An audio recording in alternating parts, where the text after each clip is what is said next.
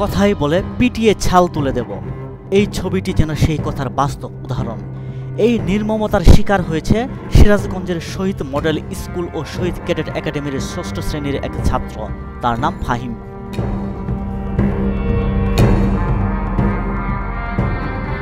ফাহিমকে পিটিয়ে ছাল তুলে দেওয়ার অভিযোগে শহীদ ক্যাডেট একাডেমির সিরাজগঞ্জ শাখার পরিচালক মোহাম্মদ হাসানুজ্জামান রঞ্জু ও শিক্ষক মোহাম্মদ বুলবুলের বিরুদ্ধে মামলা হয়েছে। ভুক্তভোগী শিক্ষার্থীর বাবা সোহেল রানা ২৪শে জুলাই বাদী হয়ে সদর থানায় মামলাটি করেছেন।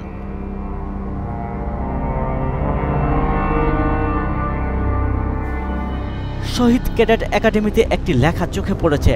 দেয়ালে লেখা রয়েছে, শিক্ষকের বেত্রাঘাত পিতার আদরের চেয়ে উত্তম। কেন ফাহিমকে পেটানো হলো সে বিষয়ে জানতে স্কুলে গেলে মেজাজ দেখিয়ে কথা বলেন হাসানুজ্জামান ও বুলবুল। ছাত্রকে পেটানোর জন্য তাদের কোনো দুঃখ নেই, উপরন্তু নানাভাবে পেটানোর পক্ষে যুক্তি দিতে থাকেন তারা।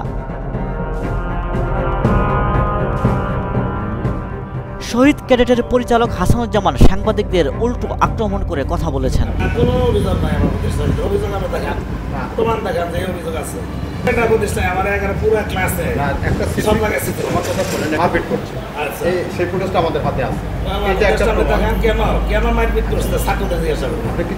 তোমার শাস্তির ব্যবস্থা এখানে আছে, তোমার গার্ডিয়ান আপনার কাছে অভিযোগ করতেছে, কোন গার্ডিয়ান আপনার কাছে অভিযোগ করছে যে একজন শিক্ষক ও একজন ছাত্রকে আপনার শাস্তি দিচ্ছে, অভিযোগ করছে, সরকারিকে সাথে নিয়ে আসেন। তারপরে অভিযোগ করছে আপনার কোনো ক্ষমতা নাই বিচার করার, আপনার সাথে নিউজ দিতে আসতেন, নিউজ দিবেন, বিচার করার ক্ষমতা আছে আইন প্রয়োগকারী সংস্থার। ওনারা মামলা করছে, মামলায় যা হয় হবে, ঠিক আছে। ফাহিমকে মারধর করা শিক্ষক বুলবুল নানাভাবে নিজের পক্ষে যুক্তি দেখানোর চেষ্টা করেন।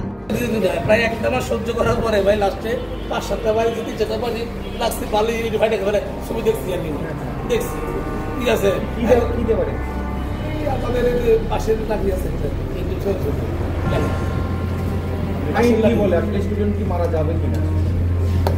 এখন কি বলবো ভাই, এখন কথা বলতে গেলে না আপনার যেভাবে যারা করেন প্রশ্ন করেন ভাই, আইন কি বলে? আবাসিকে থাকে বাচ্চা, এবার আপনারা একদিন থাকেন না, চব্বিশ ঘন্টা থাকেন না আবাসিকে, দেখেন কি করে।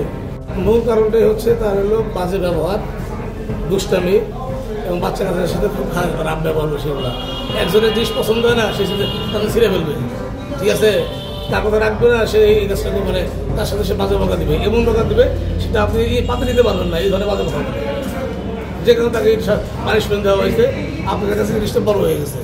এই জন্য থানায় বলে রিপোর্ট করছে আমার নামে, আমার প্রতিষ্ঠানের নামে। আমি যেটুকু জানি এইটুকু বললাম। বাচ্চা কাচ্চা যখন আবাসিকে বাবা মা ভর্তি করে দিয়ে যায়, তখন বলে যায় যে আমাদের বাচ্চা কাচ্চা আজকে থেকে বাবা মা আপনারাই যেভাবে পারবেন মানুষ করবেন, তারাই বলে যায়, আবার তারাই বিচার দেয়। বুঝছেন কি ভাই, কিছু করার নেই আমাদের। কিন্তু ৪টা-৫টা বাড়ি দিচ্ছে, ৩-৪টা বাড়ি এটি জোরে লাগছে, সরাসরি বলতেছি। এই জিনিসটাই আপনার এটা বড় হয়ে গেছে। ওয়ালটন এখন দেশের সীমানা পেরিয়ে পৌঁছে গিয়েছে ৫০টিরও বেশি দেশে। ওয়ালটন, ঘরে ঘরে বিশ্বজুড়ে।